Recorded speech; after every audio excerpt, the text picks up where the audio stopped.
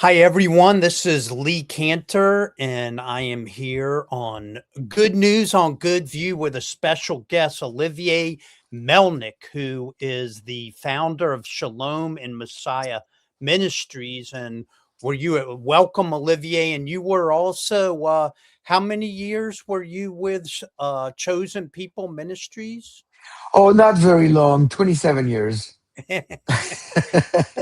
He's a fellow Messianic Jew, and what a treat it is to have you. And he's also the author of how many books is it now? Seven. And And the latest is this anti-Semitism in the end times. mhm. And pretty timely issue this week on Good News. This is we're recording this on December 16th, 2025, but of course, the first night of Hanukkah, there was this mass terrorist attack on Chabad Jewish worshipers in Sydney, Australia, at Bondi Beach on the beach, who were celebrating the first night of Hanukkah by a father and son who were sworn to ISIS. They had ISIS flags, and I think 15 victims murdered and over 20 injured. So quite a episode of blatant anti-Semitism and savagery. So what do you have to say about that recent news? And then we'll sort of dig into the larger problem of anti-Semitism in the end times. To put this in perspective, the when you look at October 7, 2023, it was quickly described as the largest casualty of Jewish people since the Holocaust 80 years ago in one day against Jews, the 1,200 Jews. And the attack at Bondi Beach in Sydney, Australia, 15 Jewish people killed in that terrorist attack against Jews, is the largest since October 7th. So, in the history of Jewish casualties in one day, this is only the third since the Holocaust. To put this in perspective, the Holocaust, October 7th, 2023, Bondi Beach, last Sunday. So this is not a small attack. This is very large indeed. It doesn't surprise me, unfortunately. It doesn't surprise me. It upsets me. It concerns me. But it doesn't surprise me. What's really upsetting to me is the fact that Australia had received numerous warnings and other things that took place in recent history in the country that should have really raised many red flags, including a letter from Bibi Netanyahu explaining to the prime minister in no uncertain terms that something bad could and will happen if they're not more careful. And here we are on the other side of it. And to add insult to injury, Australia recently recognized Palestine at the United Nations General Assembly in September of 2025. So we have a country here that is not really friendly to Israel. Um, of course, all these countries, including the country I was born in, France, they're all friendly on paper, but when you see what they do and what they say against Israel and in favor of the Palestinian false narrative, it's a different story. And Australia is one of those. So it's concerning. I don't really know how they're going to respond, except that, of course, immediately they said stronger gun laws need to be put in effect to stop the killing with guns, which you and I know that gun laws are not going to stop those who want to uh, acquire guns and use them in a nefarious way. Yeah, yeah, and I think you bring up so many points here I'd like to delve into. First and foremost, that Netanyahu warned them because there had already been an attack at a synagogue in Melbourne, and I Yep. think also an attack on a Jewish deli or restaurant Yep. somewhere else. And in fact, one of the son, it was a father son, radicalized Islamic followers of ISIS. They had ISIS flags, and one of the sons was on their radar already and had been looked into, and they had the guns legally apparently. So, I think that the other thing that Netanyahu had pointed out is that by the this is a liberal government in Australia, and many Australian Jews, like in America, voted for the Democratic Party, were sort of liberally leaning, but there's this confluence of grievances, that have on the liberal left that have been taken up, the Palestinian cause and the Palestinian state. And so, he was basically, Netanyahu was saying, if you don't confront this ideology that's developing, where they're calling the Israelis committing genocide, you're going to create the condition that is permissive for this sort of terrorist event to happen. Do you Uh, agree with that? well, absolutely, and we have a an upcoming new mayor in New York. Zoran Mamdani, who keeps saying, globalize the Intifada. He does not denounce that. He actually said it himself, and he promotes that. Well, globalize the Intifada. An example, a very recent example of globalizing the Intifada is exactly what happened in Bondi Beach, Sydney. It's basically taking the killing of Jews wherever it needs to be taken. Sunday, Sydney, Australia. A few years ago, Pittsburgh, the synagogue. 15 years ago, actually 10 years ago, in Paris at the kosher supermarket where I used to go shop, and my family lives right next to that kosher supermarket. So you're looking at the killing of Jews, and it's increasing. And I don't think I know that biblically speaking, prophetically speaking, this is directly connected to what's going to happen and what is actually happening right now in the end times. The final the final attempt by Satan to get rid of the Jews so that they cannot call on the one who they have pierced and say Baruch haba b'Shem Adonai, and have Yeshua returns to establish the Messianic kingdom. So that's Satan's final attempt. He's not going to succeed, but unfortunately, in his defeat, he's still going to inflict a lot of Jewish casualties.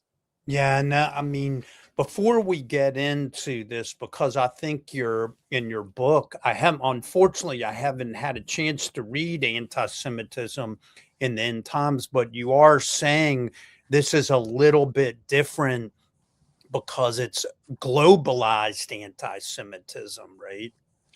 Exactly.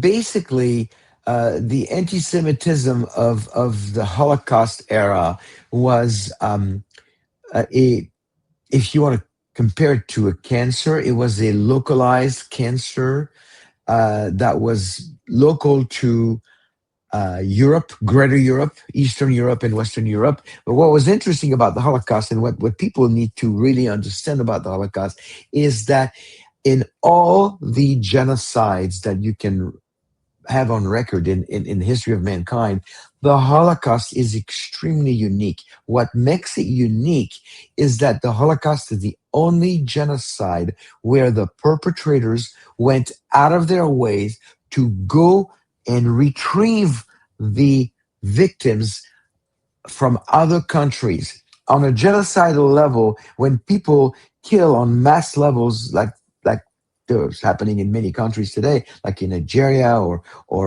the other countries, when that happens, when you flee the country and you become a political refugee, the people are saying basically, we don't like you, we don't agree with you, get out or we kill you.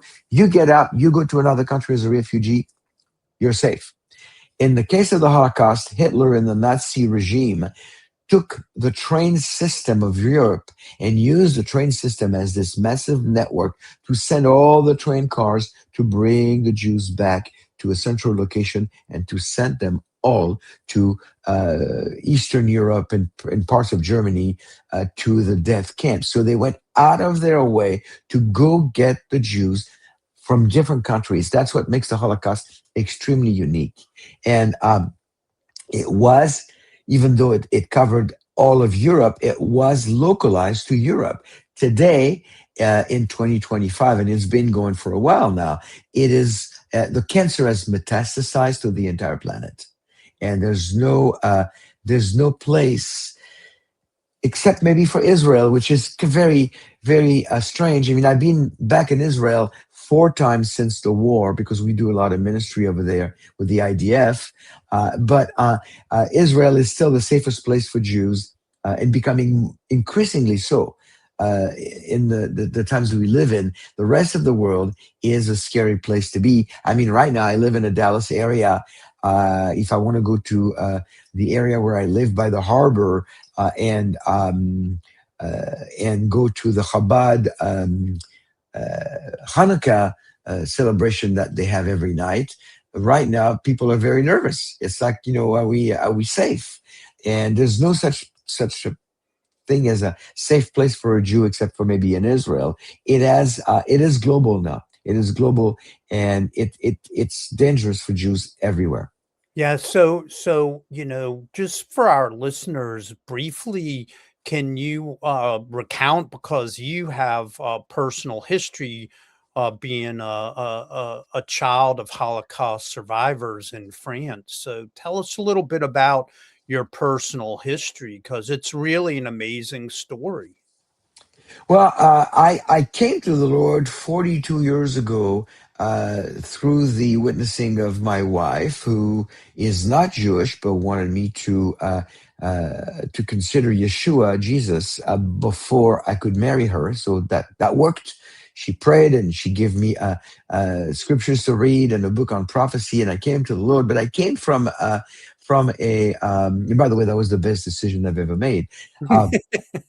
The second best decision, of course, was to marry my wife. Just in case she gets into this video online, she'll know that, she'll hear that.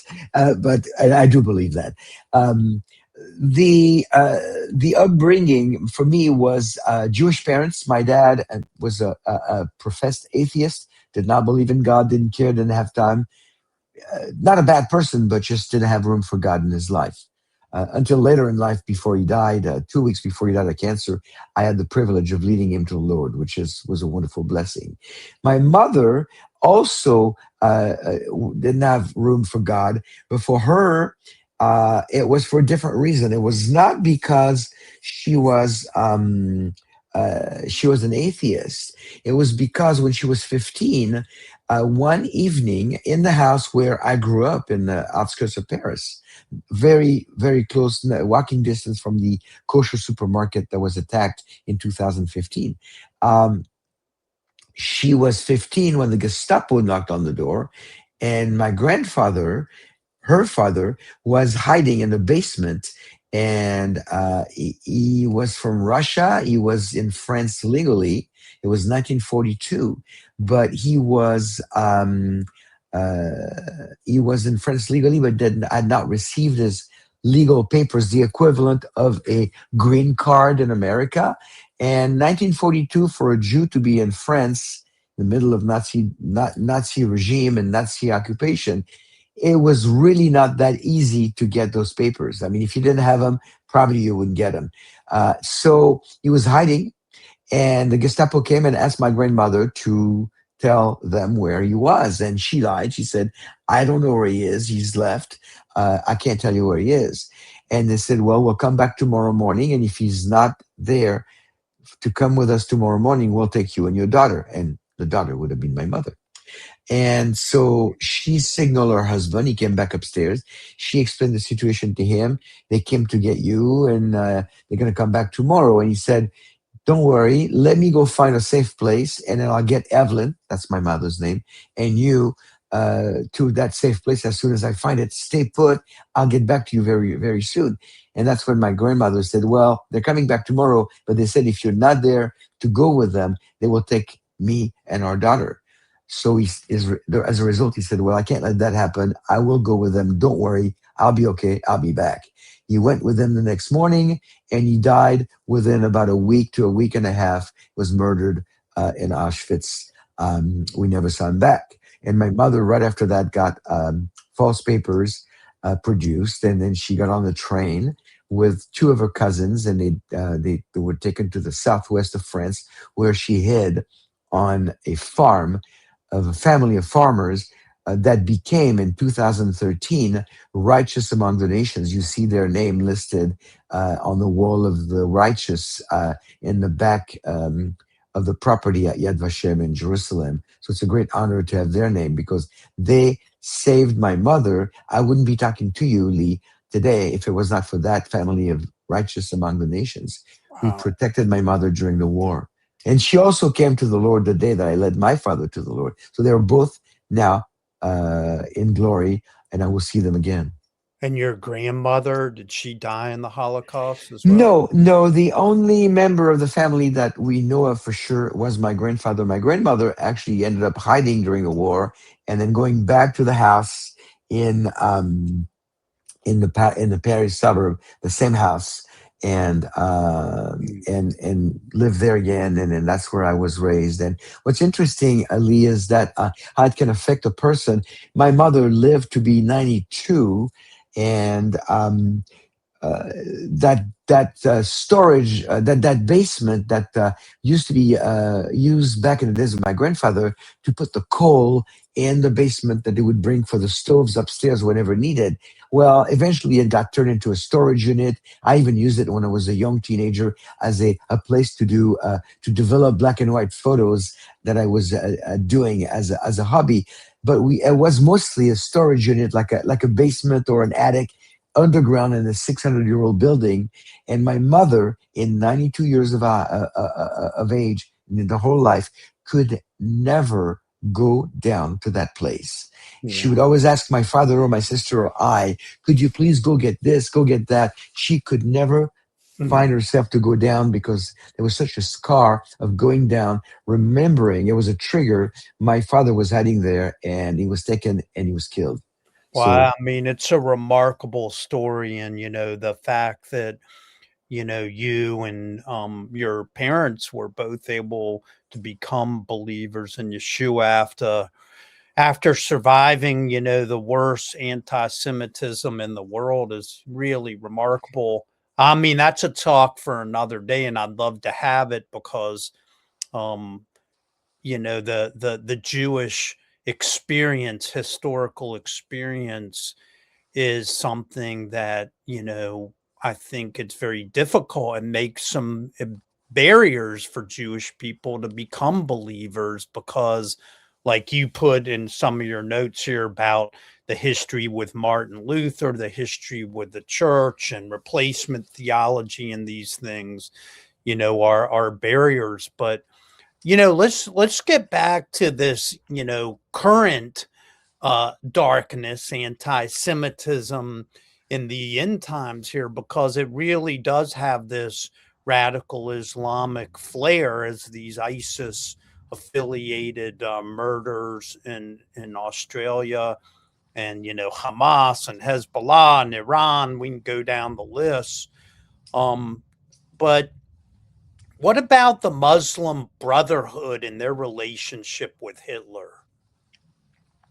The Muslim Brotherhood. Well, the Grand Mufti of Israel, his first name I forgot, but I think it's Hassan Al Husseini, Grand Mufti of Israel, spent some time in Germany, and was definitely in cahoots with Hitler. And had Hitler not committed suicide, they would have expended their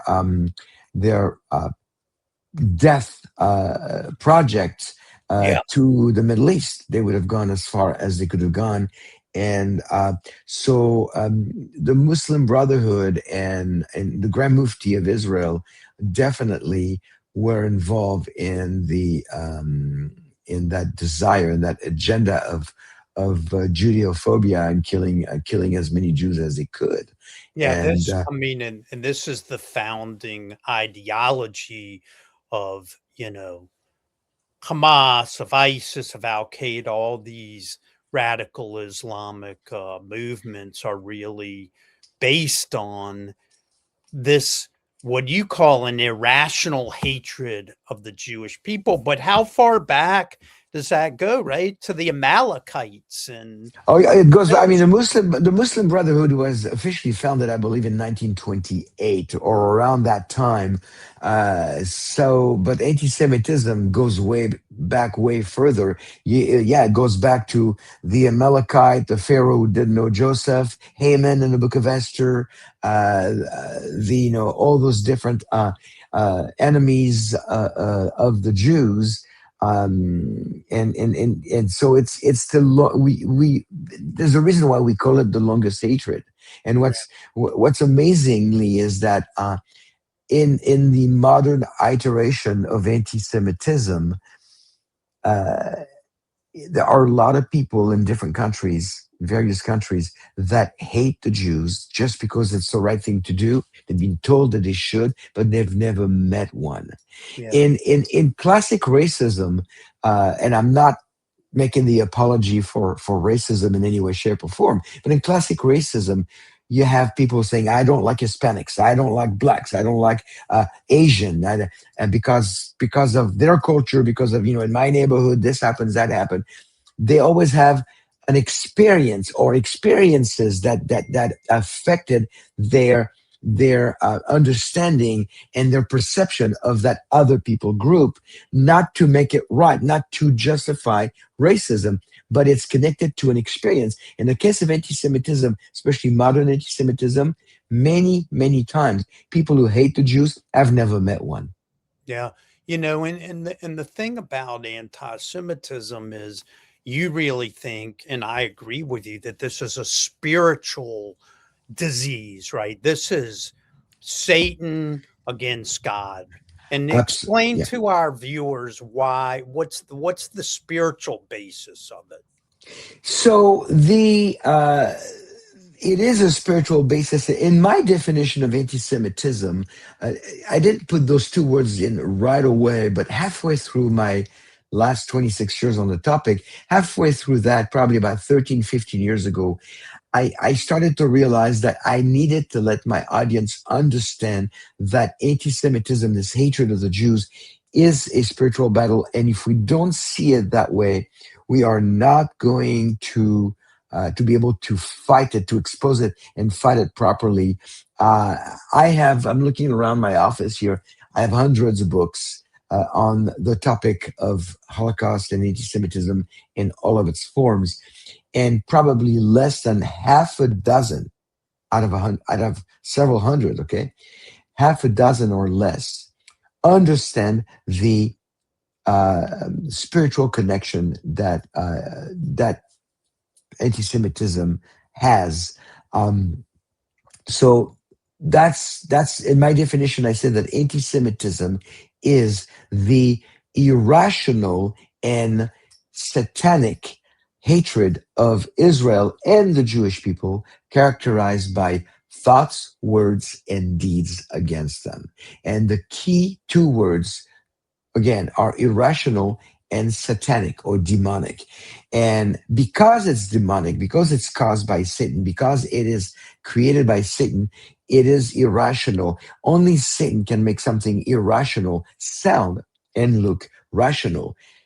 I'll give you an example. When you have a group known as Queers for Palestine, that is highly irrational, because Palestinian Authority and the Palestinians in Hamas and Gaza or the territories, if you expose them to somebody who openly says, "I'm homosexual," they would kill that person immediately. So Queers for Palestine is really queers against Israel. That's what they are. They just want to prove that they're supporting a cause, but it's completely irrational. Even though they think they're okay, they're making a big mistake. And so this irrationality is coming from Satan. Why is that? Because Satan knows that the Jewish people play a very critical, central role in God's program for mankind. Now, I don't necessarily expect your entire audience to agree with me on on eschatology and the sequence of end times events, but my understanding from my 40 years of studying the Bible in and out of seminary and on my own is that there's going to be an event in the near future known as the rapture, and then there's going to be a 7-year tribulation known as the time of Jacob's trouble, or the time of Jacob's turmoil from Jeremiah chapter 30. And then after the 7-year tribulation, there's going to be a 1,000-year millennium, and then the eternal order. During the tribulation, the Jews are going to be in great danger. As a matter of fact, according to Zechariah 13, 9 and 10, 2/3 of the Jewish people during the tribulation will perish, and 1/3 will survive.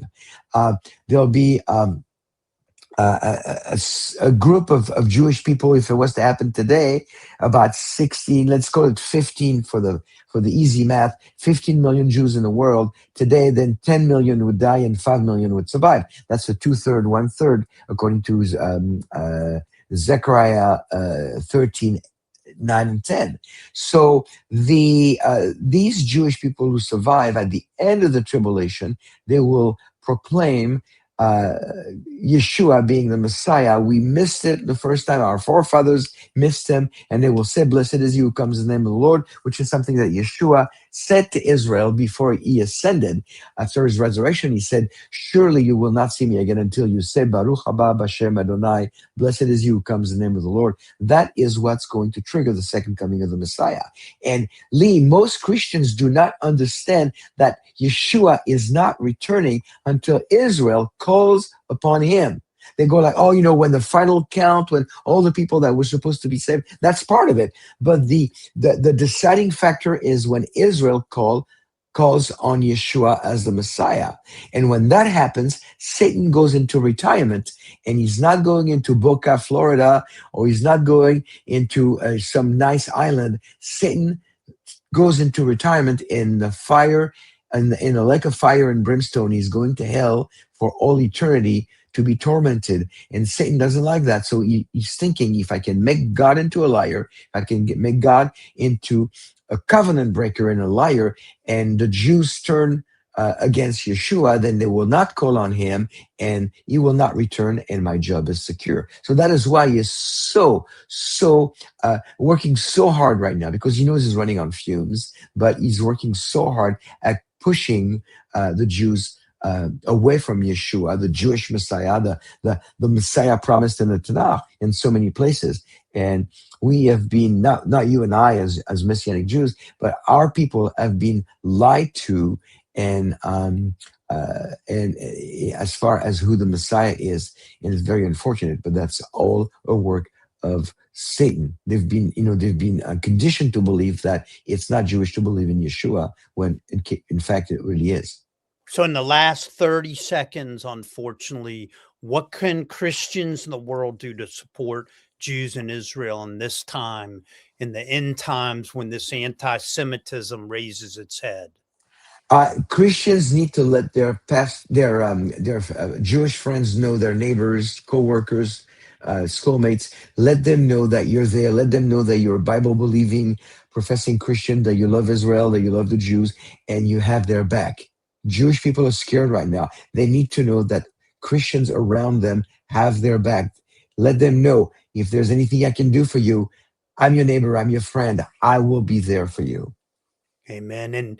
And we all need to come together in the body of Christ and Yeshua HaMashiach, who came not just for all people as fulfillment of the Abrahamic covenant, but he was the Jewish Messiah. So yeah, don't forget those forgotten people, the Jews, that to know their Messiah. So Thank you so much for your time, Olivier. It was great having you. This is Good News on Good View. We'll see you next time. Thank you. Thank you.